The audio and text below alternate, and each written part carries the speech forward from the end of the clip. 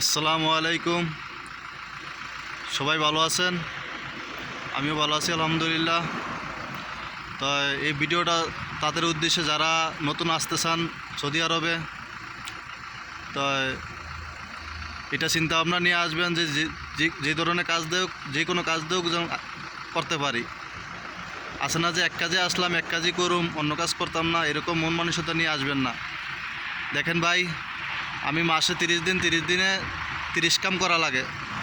আমি বলতে পারি না যে এই কাজ করুম না, বলি করুম না তাহলে দেশে পাঠাই দিব। এটাই আমাদের প্রবাস। কোনো বলা যাবে না, যে কাজ দেয় সে কাজই করতে হবে। আপনি মাস শেষে বেতন পান কি না সেটা দেখবেন। আপনি যে মাস শেষে বেতন দেয় তাতে কোনো আর সমস্যা নাই। আল্লাহ হাফেজ।